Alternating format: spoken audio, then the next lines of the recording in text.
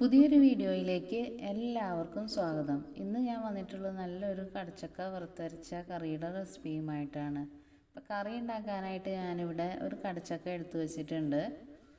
ഇനി നമുക്ക് ഇതിൻ്റെ തൊലിയൊക്കെ ഒന്ന് കളഞ്ഞ് വൃത്തിയാക്കി എടുക്കണം. അതിനായിട്ട് ഞാനിതിൻ്റെ തൊലിയൊക്കെ ഒന്ന് ചെത്തി കൊടുക്കുന്നുണ്ട്.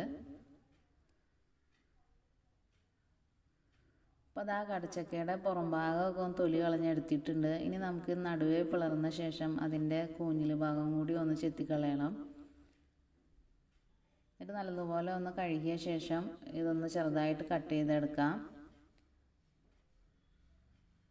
അപ്പോൾ അത് കടച്ചക്കയൊക്കെ കട്ട് ചെയ്തെടുത്തിട്ടുണ്ട്. ഇനി ഞാനിവിടെ കറി വയ്ക്കാൻ ആവശ്യമായ സവാളയും തക്കാളിയും വെളുത്തുള്ളി ഇഞ്ചിയൊക്കെ ഒന്ന് കട്ട് ചെയ്ത് വെച്ചിട്ടുണ്ട്. ഇനി ഒരു കുക്കർ അടുപ്പത്ത് വെച്ച് അതിലേക്ക് അല്പം വെളിച്ചെണ്ണ ഒഴിച്ചു കൊടുക്കാം. വെളിച്ചെണ്ണയൊക്കെ ഒന്ന് ചൂടായി വരുമ്പോൾ അതിലേക്ക് നമുക്ക് ആദ്യം ഇഞ്ചിയും വെളുത്തുള്ളി ചതച്ചത് ഇട്ട് കൊടുക്കാം. അപ്പം ഞാനിവിടെ ഒരു ചെറിയ കഷ്ണം ഇഞ്ചിയും 7 വെളുത്തുള്ളിയുമാണ് എടുത്തിരിക്കുന്നത്.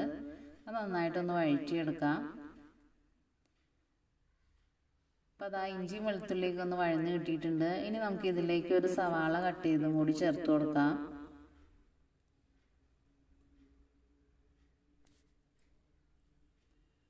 സവാളയും നല്ലതുപോലെ ഒന്ന് വഴറ്റിയെടുക്കാം. പിന്നെ ഇതിലേക്ക് 2 തക്കാളി കട്ട് ചെയ്തും കൂടി ചേർത്ത് കൊടുക്കുന്നുണ്ട്. കൂടെ തന്നെ 3 പച്ചമുളക് കട്ട് ചെയ്തും കൂടി ചേർക്കാം.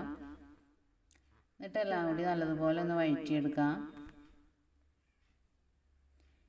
ഇനി ഇതിലേക്ക് ആവശ്യത്തിനുള്ള കറിവേപ്പിലയും കൂടി ചേർത്ത് കൊടുക്കാം.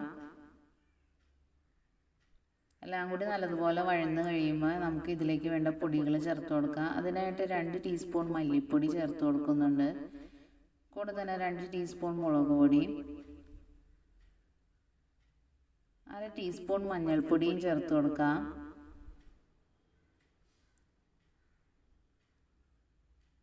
പിന്നെ ഇതിലേക്ക് 1/2 ടീസ്പൂൺ കുരുമുളക് പൊടി, 1/2 ടീസ്പൂൺ ഗരം മസാലപ്പൊടിയാണ് ചേർത്ത് കൊടുക്കുന്നത്. എന്നിട്ട് ഈ പൊടികളുടെയൊക്കെ പച്ചമണം മാറുന്നത് വരെ നല്ലതുപോലെ ഒന്നുകൂടി ഒന്ന് വഴറ്റിയെടുക്കാം.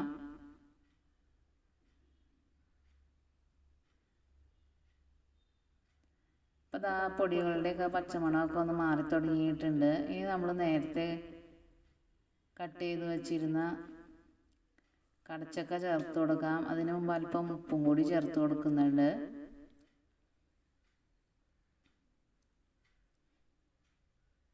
ഇനി നമ്മൾ നേരത്തെ കഴുകി വൃത്തിയാക്കി വെച്ചിരുന്ന കടച്ചക്ക ഇതിലേക്ക് ചേർത്ത് കൊടുക്കാം.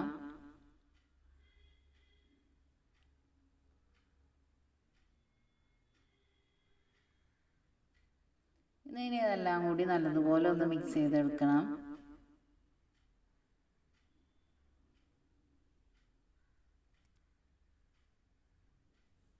ഇനി ഇതിലേക്ക് ഇതൊന്ന് വെന്ത് കിട്ടാൻ ആവശ്യമായ വെള്ളം ഒഴിച്ചു കൊടുക്കാം.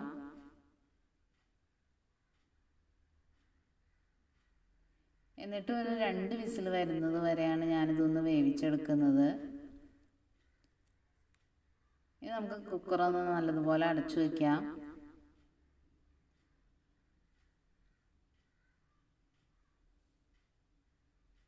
ഇനി അതൊന്ന് റെഡിയായി വരുമ്പോഴേക്കും നമുക്ക് ഇതിന് വേണ്ട അരപ്പൊന്ന് റെഡിയാക്കി എടുക്കാം. അതിനായിട്ട് ഞാനിവിടെ ഒരു അരമുറി തേങ്ങ ചിരവിയത് എടുത്തിട്ടുണ്ട്.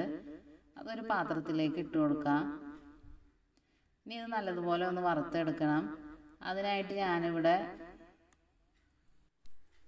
അല്പം വെളിച്ചെണ്ണ ഒഴിച്ചു കൊടുത്തിട്ടുണ്ട്. പിന്നെ ഇതിലേക്ക് ഒരു 3-4 ഗ്രാമ്പും 1/2 ടീസ്പൂൺ പെരിഞ്ജീരകവും ഒരു ചെറിയ കഷ്ണം പട്ടയും കൂടി ചേർത്ത് കൊടുക്കുന്നുണ്ട്. ഇനി ഇതെല്ലാം കൂടി ചേർത്ത് നല്ലതുപോലെ ഒന്ന് വറുത്തെടുക്കാം. അപ്പോൾ അത് തേങ്ങയുടെ കളറൊക്കെ ഒന്ന് മാറി വന്നു തുടങ്ങിയിട്ടുണ്ട്. നമ്മുടെ തേങ്ങയൊക്കെ നല്ല ബ്രൗൺ കളറായിട്ടുണ്ട്. ഈ സമയത്ത് ഇതിലേക്ക് 1 ടീസ്പൂൺ മീറ്റ് മസാലയും കൂടി ചേർത്ത് കൊടുക്കുന്നുണ്ട്. എന്നിട്ട് നമുക്ക് തീ ഓഫ് ചെയ്യാം.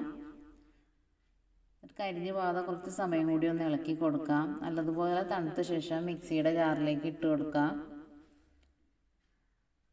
അല്പം വെള്ളം കൂടി ചേർത്ത് നമുക്കിത് നല്ലതുപോലെ ഒന്ന് അരച്ചെടുക്കണം. ഈ സമയം കൊണ്ട് തന്നെ നമ്മുടെ കടച്ചയ്ക്ക് നല്ലതുപോലെ വെന്ത് കിട്ടിയിട്ടുണ്ട്. ഇനി ഇത് നമുക്കൊരു പാത്രത്തിലേക്ക് മാറ്റി കൊടുക്കാം. എന്നിട്ട് നമ്മൾ നേരത്തെ അരച്ചു വച്ചിരുന്ന തേങ്ങയുടെ അരപ്പും കൂടി ഇതിലേക്ക് ചേർത്ത് കൊടുക്കുന്നുണ്ട്.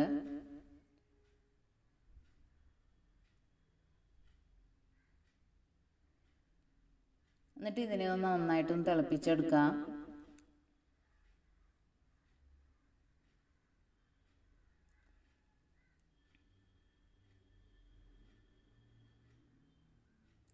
ഈ സമയത്ത് ഉപ്പ് കുറവുണ്ടെങ്കിൽ അതും കൂടി ഒന്ന് ചേർത്ത് കൊടുക്കാവുന്നതാണ് കേട്ടോ. അപ്പോൾ അതാ നമ്മുടെ കറിയൊക്കെ ഒന്ന് നല്ലതുപോലെ തിളച്ച് കുറുകി വന്നു തുടങ്ങിയിട്ടുണ്ട്.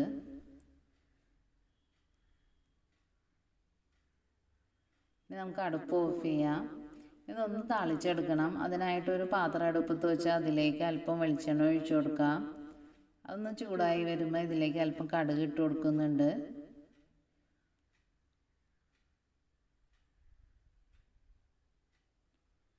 അപ്പോൾ ആ കടുക് നല്ലതുപോലെ പൊട്ടി വന്നിട്ടുണ്ട്. ഇനി ഇതിലേക്ക് അല്പം കറിവേപ്പിലയും കൂടി ചേർത്ത് കൊടുക്കാം.